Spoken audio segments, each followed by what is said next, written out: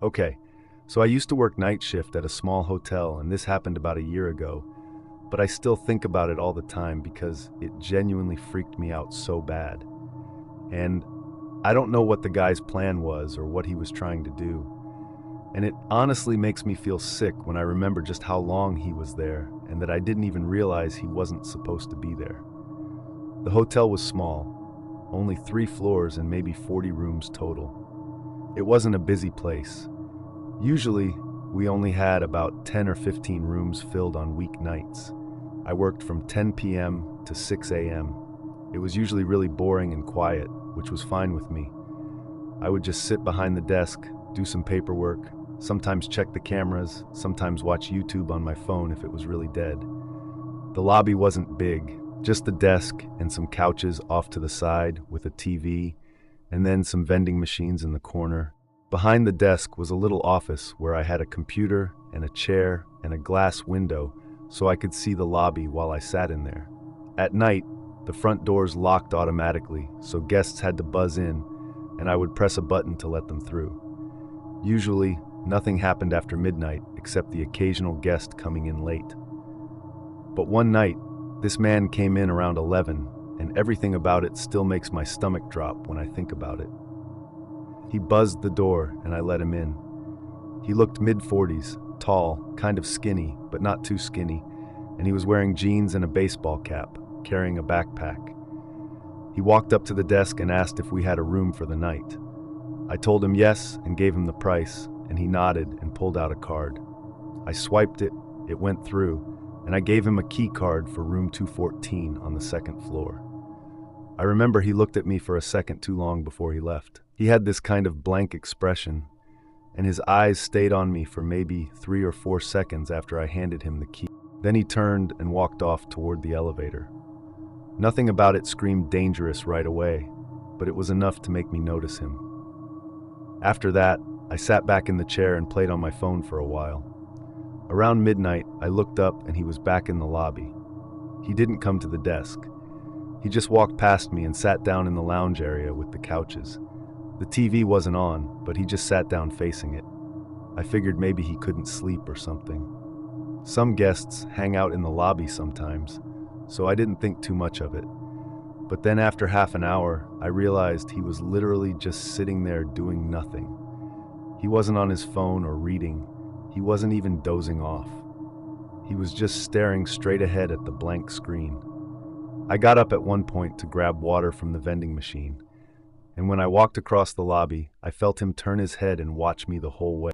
I didn't look at him directly, but I could feel his eyes on me until I was back behind the desk. It gave me this really uneasy feeling. Around 1 a.m., I was checking the reservation system on the computer because I was bored, and that's when I noticed something weird. I pulled up the occupied room list and saw that room 214 said vacant. I mumbled what the under my breath and double-checked because I literally just checked this guy in an hour earlier. I thought maybe I made a mistake, so I looked at the check-in logs and there was nothing for him. No name, no charge, nothing. Then I went into the transaction screen to make sure his card had gone through earlier and it showed no payments.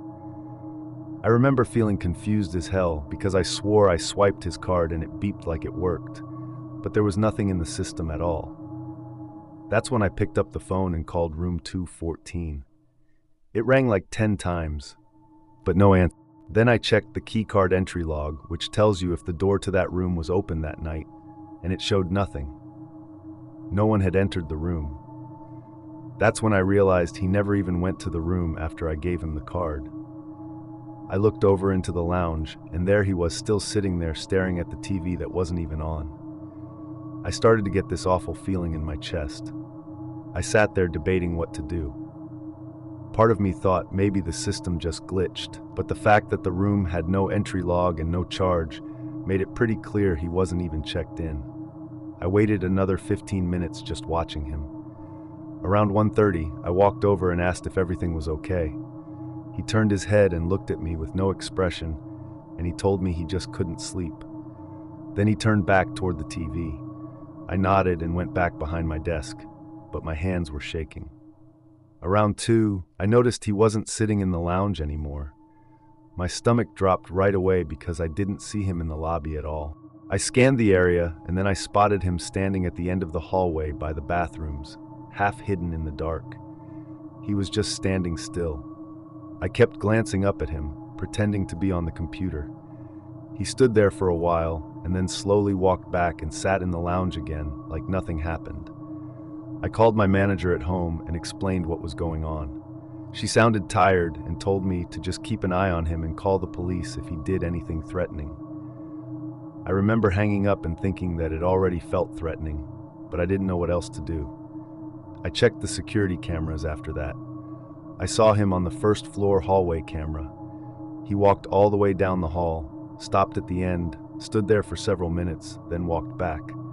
Later, he went into the stairwell and stayed in there for about 10 minutes. I don't know what he was doing in there. Every time I looked up from the computer, he was somewhere else, near the vending machines or by the elevator. Once just standing near the corner of the lobby where the light didn't hit well, he was always staring. By 3:30, I couldn't take it anymore, so I called the non-emergency police line and explained that there was a man in the hotel who I didn't think was a guest. They said they'd send someone.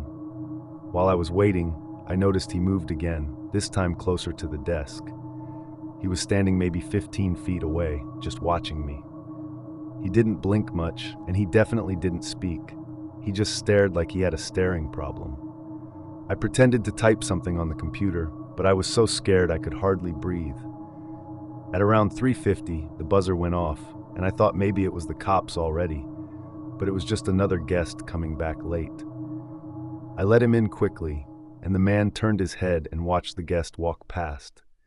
I noticed his eyes follow him the whole way across the lobby. That scared me even more, because it was like he was studying. A few minutes later, the man disappeared again. I checked the cameras and saw him standing outside one of the guest room doors on the first floor, like he was literally just standing there. So that's when I called actual 911. I told them he was outside a guest's room, and I didn't know what he was trying to do. They said officers were on the way. I kept my eyes glued on the camera feed, and he just stood at the door for about 3 minutes, then slowly walked back to the lobby. When he came back, he walked right up to the desk this time and leaned over the counter. He looked at me and asked if there was any food. His voice was so low it was disturbing. I told him there were vending machines on the corner. He gave a small smile, then walked away. I just sat there staring at the clock, begging the cops to get there. Finally, around 4:10, 2 officers showed up. I let them in and pointed right at him. He was back in the lounge, sitting down. They walked over and talked to him for a few minutes. They asked for his ID and asked him questions I couldn't hear. Then they walked him out. One of the officers came back and explained that the guy wasn't a guest at all. The credit card he gave me was stolen, and he had no bags or reservation. He had just been pretending so we could get access to the building. They charged him with trespassing and the stolen card. After they left, I sat there shaking until my shift was over. Every time I looked at the cameras, I expected to see him again. The part that messed me up the most was realizing he had been inside the hotel for hours, wandering around and standing outside guest rooms watching me from different spots, and he was never even supposed to be there. I have no idea what his plan was, but I know it wasn't good. That was the scariest night of my life. My name is Meredith. I'm 24 and I work the night shift at a tiny gas station off County Road 11. It's the kind of place most people don't even notice unless they're out of gas or completely lost. I took the job because it was quiet and predictable. I liked that, or at least I used to. It started on a Thursday night around 1 a.m. The air outside was wet and still, and the hum of the overhead lights had been getting under my skin all shift. I was just about to microwave a cinnamon roll I didn't even really want when the door chimed. A man walked in, mid-40s, maybe older. He had a green coat, messy hair, and dry lips like he hadn't smiled in years. He didn't head for the coffee or chips like most people. He just stood near the counter staring at me with a strange kind of familiarity. "Hi," I said, forcing a polite smile. Then the man said, "You always work this late." I blinked and said, Yeah, mostly." He smiled. Then he said, I figured. I've passed through a few times, noticed it's always you. That unsettled me more than I let show. Oh yeah, right, small town, I said. He didn't leave. Meredith, right? I froze. I wasn't wearing a name tag. I was about to ask him how he knew, but he followed it with saying that I have nice handwriting. And he motioned to the whiteboard where I had written, "Cinnamon coffee is back." Most people dot their I's like circles. You use little slashes. It's very specific, thoughtful. I didn't respond. He didn't buy anything. Just stood there for another minute watching me like he was studying my reactions. Then he finally nodded. "I'm Paul," he said. "Just curious, that's all." And then he walked out into the fog. After that, he started showing up randomly. Not every night. Not enough to scream stalker out loud, but often enough that I stopped assuming it was a coincidence. Sometimes he'd come inside. Sometimes he'd just sit in his car near the edge of the lot with his headlights off. One night, I tried to ignore him. He came in, bought a bottle of water, and lingered like always. "You're quieter tonight," he said. "Long shift." I muttered. He slowly looked around the store like he was taking inventory of everything. "It must get lonely. Just you out here in the dark, no one else for miles," he said. "I'm fine," I replied. He leaned on the counter. "You ever get scared being a woman alone at night?" His voice wasn't threatening. That's what made it worse. It was curious, like neutral, like he was asking about the weather. I stepped back and I asked, "Do you need anything else?" He tilted his head. "You always keep the door to the back room locked." "Smart. I noticed you check it around 2 a.m. almost every night." My stomach turned. I didn't answer. "I'll let you get back to it," he said with a soft, almost apologetic smile. "Didn't mean to make you uncomfortable." Then he walked out again. After that night, I started walking to my car with my keys between my fingers. I kept a tire iron under the counter. I changed the curtains in my apartment, started showering with the bathroom door locked, even when no one else was home. There were nights he didn't come. Sometimes I'd go a whole week without seeing him, but it didn't help. It actually made it worse because I never knew when he'd reappear. Like the time I came back from my 10-minute break to find a Polaroid on the counter. It was me refilling the windshield washer bin behind the station. It was taken from that night close up, way too close. There was no note along with it, but the slash dot on the word "I" and the word "windshield" on the bin label had been circled in red ink. The next time he came in, I told him to leave. I told him if he stayed, I'd call the police. Paul just nodded. "I get it. I've been too forward. You've been following me," I said with my voice cracking, and I hated that it did. "I just think you're the kind of person who's used to being misunderstood. I thought maybe you'd appreciate someone who pays attention," he said. "That's not paying attention." "That's obsession," I replied. He didn't flinch. "Would it be easier if I wore a smile and brought a soda every night?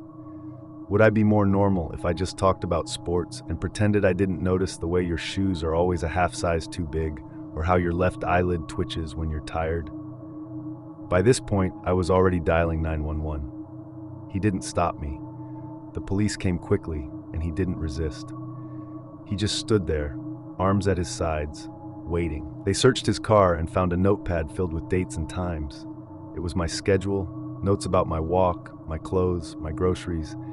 One page just had my name written over and over again in tighter and tighter loops until it turned into scribbles. He kept telling the cops the same thing. "I just notice things. I'm just a curious guy." The restraining order went through that week. Now I don't work nights anymore. I don't even live in the same town. The company transferred me to another station 2 hours away. But even now, when I drive home and see headlights behind me for too long, I feel the back of my neck tingle. And sometimes I still think about the way he said my name, like he already knew what it would sound like in his mouth, like he'd been practicing it. I want to start this off by saying at the time I'm writing this happened to me just last night. I work the overnight shift at a 24-hour gas station. I'm a 22-year-old female, and I've been working there just shy of 2 months. I work the weekend shifts, which is Thursday through Saturday, while another coworker, who I'll call Max for privacy reasons, works the weekdays of Sunday through Wednesday. My coworker, Max, and a friend of his, I'll call Ben, had come into the station at about 2:30 a.m. to get some coffee and say hi. Max and his friend had taken some magic mushrooms a couple hours before they came in. So when I saw them, they were all giggly, and honestly, it was pure entertainment for me. As we were talking about random stuff, Ben had made the comments about how there was a car parked in the parking lot with its lights off, but running with someone inside that had been there before they pulled in. He said when he questioned the guy said he was waiting for a DoorDash order. Normally, that wasn't out of the ordinary for DoorDashers to wait in their car while we packed an order up. What was odd was I hadn't received an order in almost 2 hours. I spent most of the night in the back of the store cleaning, away from the tills and the front doors, so I couldn't even see the parking lot. We waved it off as nothing, and the two guys went outside to smoke a cigar and play with Max's dog, who they brought along. At first, I didn't think much of it, but once I was alone, I thought it was a little weird considering I didn't know how long they'd been out there before my coworker came in. Fast forward about an hour, and they came back in to get more coffee. It was at that point, Max told me more about how the car had been out there parked in a spot that even when I went to the register, I couldn't see it due to the wall. He told me that the entire hour they were out there playing with his dog and smoking in the parking lot, the man in the car had switched between watching them and looking like he was texting someone on his phone. When Ben had noticed this, in his high-as-hell state, he walked over to the car and asked, "What's up? Why are you looking at us?" At that point, the man had tried to pretend he didn't speak any English. When that didn't work, he switched to English and started saying he must have had the wrong address before hightailing it out of the parking lot. He was definitely higher than Max at that point. But what made it really creepy was Max said that the car looked brand new and had no license plate. He also noticed there was a pile of blankets in the back, enough to hide someone under. And when the man was confronted, another car had just pulled into the lot with its lights off. A car that also looked brand new and had no license plates. And as soon as the first car had started driving away, the car that had just pulled in immediately followed them out. Max had stayed another 15 minutes before they headed out and told me to be careful and to keep an eye out. At about 6 a.m., he came back in for more coffee, and he was definitely sober. So, we talked more about it. He said the guy was acting super suspicious the entire time they were out there, constantly checking his phone and watching them, along with the entrance to the parking lot and the doors to the store. Even he admitted that he was freaked out. And once he came down from his high, he wanted to check on me to make sure I was all right. We both decided that had they not been there, this whole scenario could have gone one of several ways. I don't know if it was a pure coincidence or if those two cars were planning on doing something to me as soon as Max and Ben had left and I was alone. I may carry a knife on my person for protection, but my gut tells me that from what they described, that if there were multiple people, it might not have been any good. And if they hadn't been there just playing like kids in the parking lot, something terrible just might have happened to me. I work again tonight, and I'll update if anything happens during my shift. I really wish I didn't have an update for you, but I do. The car came back again during my shift. This is how it happened. It was about 3 a.m., and I was mopping the floors when 4 guys came in to get coffee and some snacks. I was ringing them up when one of them asked if I knew anything about the car that was at the far end of the parking lot running with its lights off. I looked at the man and asked what car. He then went on to tell me there was what looked like a brand new Subaru with no license plates running, with what looked like 2 guys arguing in the front seats. I could feel my heart drop into my stomach when he said this. I told the group that a car with that same description had been sitting in the parking lot the night before, but there was only one guy in it, who I assumed to be the leader of this group, told me as they were pumping gas, they noticed the car as it had been there when they pulled in, and how it just sat there as they filled up their truck. He told me as they were walking to the door as they passed the car, since they were at the pump farthest from the doors. He said that as they passed, they could hear a guy not quite yelling, but talking pretty loud and pointing towards the doors of the store. As they passed, one of the guys started to walk towards the car to ask if everything was okay. When the guys in the car finally noticed them, they proceeded to put the car in reverse and drive away. I told them that I believed that was the same car from the night before that had been acting suspicious when there were others in the parking lot. And when confronted, he seemed panicked before leaving with another car following him out. They seemed alarmed and offered to stay with me for a bit to make sure they didn't come back. I asked if they were sure, and when they told me it was no problem, they hung around for about 20 minutes before we all decided I was probably in the clear.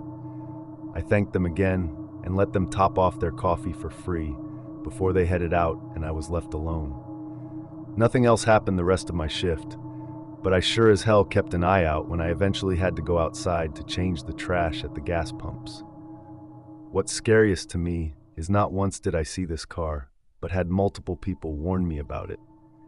At first, I was hoping I was just paranoid, and it was really nothing. But to have the same car come 2 nights in a row at almost the same time and park in a spot that couldn't be seen from the register or the front windows makes me wonder if my paranoia is justified. If it is, I'm just glad I had another group of people show up so I wasn't alone if those guys in the car had decided to come in. Thankfully, I don't work for the next few days, and I can only hope when I work again the car doesn't show up. My name is Daniel. I'm 29, and I work the overnight shift at a small rural motel. It's not a chain, just a family-owned place with 2 floors and maybe 25 rooms in total. I usually work from 10 p.m. to 6 a.m. The motel doesn't get much traffic at night. Maybe a couple check-ins after midnight if someone is traveling through, but most of the time, it's dead quiet. That's why I took the job. I'm not really a people person, so sitting in an empty building most nights works for me. The way it's set up is there's a main office with the front desk, some chairs, a coffee machine, and a little rack of brochures. Behind the desk is a hallway that leads to a back office. That back office is kind of like a lounge. It has another desk, a couch, a mini fridge, and a TV mounted on the wall. The cool thing is that there's a little speaker back there that dings whenever someone rings the bell at the front desk. So normally I just sit in the back, watch something on my laptop, maybe nap on the couch, and then when I hear the bell, I get up and walk to the front. I've worked there long enough to know the regular rhythm of the place. The building cacks sometimes, the heater makes a clicking noise, and the front door buzzes when a guest uses their keycard after hours. Those are all normal sounds. But the thing about working the night shift is even the normal stuff can get under your skin if you think too much about it. And sometimes the things that seem normal at first turn out not to be. This happened on a Tuesday night back in fall.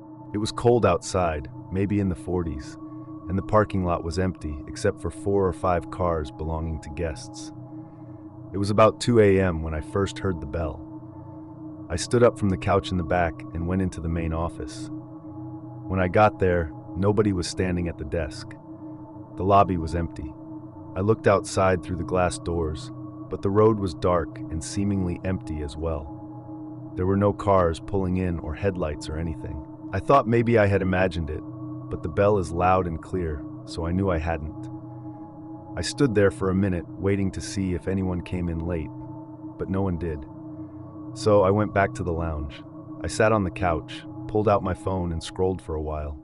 Not even 10 minutes later, the bell rang again. I jumped up and walked quickly into the main office, but once again, it was empty. The hair on the back of my neck stood up this time. I went to the doors and stepped outside. The parking lot looked the same as before. The cars were all parked with their lights off, and there was no movement anywhere. The road was completely empty, too. I walked to the edge of the sidewalk and looked both ways, but there wasn't a single sign of life out there. I went back inside and sat behind the front desk this time instead of going to the back. I figured maybe some drunk person was messing with me, a ding-dong ditch of sorts. Maybe a guest's kid thought it was funny. But after sitting there for 15 minutes with nothing happening, I started to relax again. I leaned back in the chair, opened my laptop, and figured it was just one of those weird things I'd laugh about later. Then the bell rang again. I snapped my head up so fast that it hurt. The lobby was still empty, nobody in sight. My skin started to crawl. I stood up and walked around the front desk to make sure nobody was hiding, but there was no one. I checked the bathrooms of the lobby. I even stepped outside again. Nothing. I walked the lot a little, shining my phone flashlight, but it was just dead quiet. I went back inside, and that's when I decided to try something different. Instead of going back to the lounge, I sat down in the chair right behind the front desk. If someone was sneaking around and ringing the bell just to mess with me, I wanted to be there to catch them. I turned the lobby lights down a little so the room was dim, and I just sat there listening. It was so quiet that every little sound made me twitch. The clock ticking on the wall sounded louder than usual. The fridge in the back office clicked on and hummed. Every couple of minutes, the building creaked as it settled. I sat there with my arms crossed, staring at the bell on the counter. 15 minutes passed, then 20. My eyes started to get heavy, and I thought maybe the person had given up. I even started thinking I just imagined the whole thing. Just as I was letting myself relax and doze off, it happened. The bell rang. Only this time I saw what was doing it. A pale hand came up from under the front desk, reaching over the counter and pressing the bell right in front of me. I jumped up so fast, I'm sure the chair almost fell over, and I bolted down the hall into the back office. I slammed the door and locked it, and I stood there in the dark, my chest pounding. My mind was racing, trying to figure out how someone could even be under there. The desk doesn't have much space underneath, but it's enough for someone to crouch if they squeezed in. That meant they'd been hiding just a few feet away from me, waiting. I forced myself to look at the security monitors. There were 4 cameras, one on the lobby, one on the hallway, and 2 on the parking lot. On the lobby feed, I saw the chair had apparently tipped over in my rush. The counter looked empty. Then in the bottom corner of the frame, I saw movement. A head poked out from behind the desk. I couldn't make out details, just the outline and the glint of eyes staring straight into the camera. I backed away from the monitor. I couldn't look at it. I grabbed my phone and dialed 911 with shaking hands. I whispered to the dispatcher that someone had broken in and was hiding in the lobby. She told me to stay where I was and that officers were on the way. While I was on the phone, I watched the monitor. The person's head disappeared. And then I saw the person crawl out from behind the desk on hands and knees. He crawled to the door and then stood up. He was tall and wearing a hoodie with the hood pulled tight, and his posture was hunched over. Then he turned around and started walking around the lobby like he was looking for something. And then he turned and walked out of the camera frame toward the hallway that led to the back office. I pressed my back against the locked door. A moment later, the knob rattled. Just once, a very slow rattle, and then nothing. The dispatcher kept asking if I was safe, but I couldn't even answer for a few seconds because my throat felt like it was closing up. After what felt like forever, I heard slow footsteps moving away. I rushed back to the monitor. The man was pacing around the lobby again. At one point, he stood in front of the glass doors and just stared outside like he was waiting for someone. Then he walked over to the brochure rack and started flipping through the papers as if he were sarcastically killing time. Minutes dragged by. Finally, I saw flashing blue and red lights through the parking lot cameras. The cops pulled up. 2 cars. The man must have seen it too because he suddenly bolted out of frame. A second later, I heard the front doors open. When the officers cleared the building, they found a large rock near the front door that was presumably used to prop the front door open, but they didn't find him inside. He was gone. They searched the lot, checked the road, and the officer told me whoever it was must have slipped out as soon as they pulled up. I kept playing it in my head after the way that hand just came up from under the desk and pressed the bell. Calm as anything. Now, every time I hear that bell at night, I think of that night and experience. I don't think I'll ever look at that desk the same way again.